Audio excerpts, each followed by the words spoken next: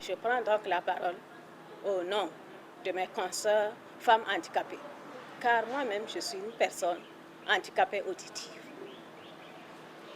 En ce qui concerne notre structure, je dirais que nous avons mis cette structure en place pour être un cadre d'échange, un cadre dans lequel nous, femmes handicapées, pouvons nous retrouver pour échanger sur les difficultés que nous vivons.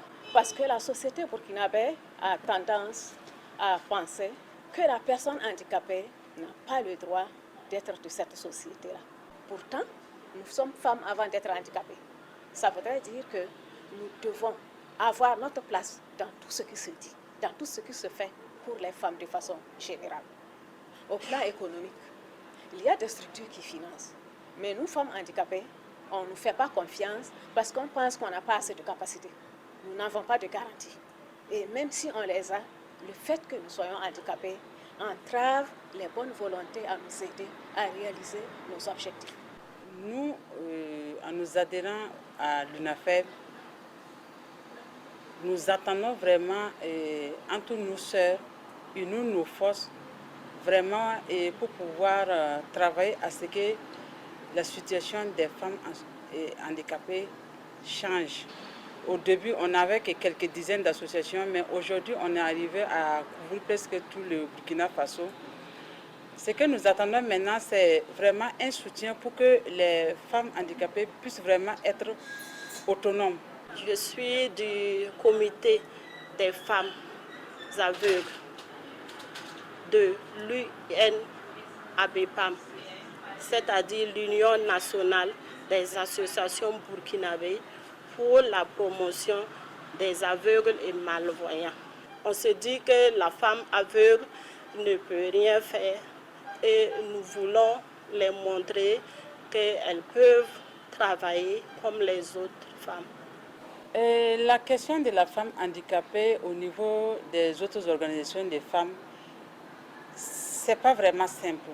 C'est pas simple parce que pour les femmes handicapées, il nous faut toujours prendre plus de temps, plus que les autres pour pouvoir nous adapter.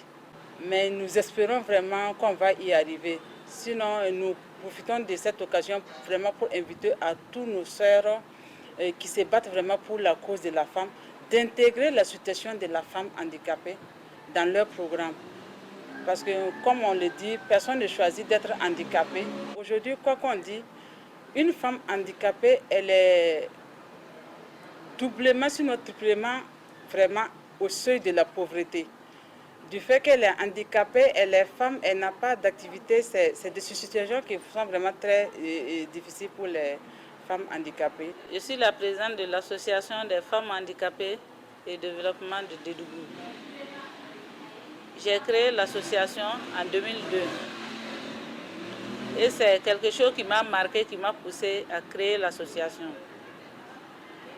J'ai vu une femme handicapée qui s'est donnée à cause de 500 francs à un homme. Aujourd'hui, je puis dire que l'UNAFEB a contribué à un éveil de conscience des femmes handicapées. Parce qu'au départ, en 2003, c'est l'année à laquelle nous sommes en association. On était au moins une dizaine. Mais la plupart des femmes relevaient de comités des associations mixtes. Nous avons donc mené un plaidoyer auprès des comités de femmes pour qu'elles se richent en associations, qu'elles soient autonomes. Aujourd'hui, on a encore quelques difficultés du fait que beaucoup d'entre nous sont sans activité. Alors beaucoup d'entre nous, compte tenu des difficultés, ne sont pas allés trop loin à l'école. Et aussi, nous sommes des mères, on a des enfants, ce qui aussi on doit accompagner. Donc j'ai vraiment pris que la communauté internationale prend en compte la situation des femmes handicapées. Nous allons inviter non seulement les représentants, les décideurs de notre pays, à mettre plus d'engagement, à réaliser les directives de la Convention relative aux droits des personnes handicapées, qui veut que la femme handicapée bénéficie de toutes les libertés fondamentales, de tous les droits de l'homme et qu'elle soit autonomisée. L'autonomie, ce n'est pas seulement l'argent. c'est également la formation, c'est également la considération, c'est également le travail, que l'on puisse avoir accès à tout ce qui peut se dérouler dans le pays, de manière à ce que nous apportons notre contribution effective dans la mise en œuvre du développement.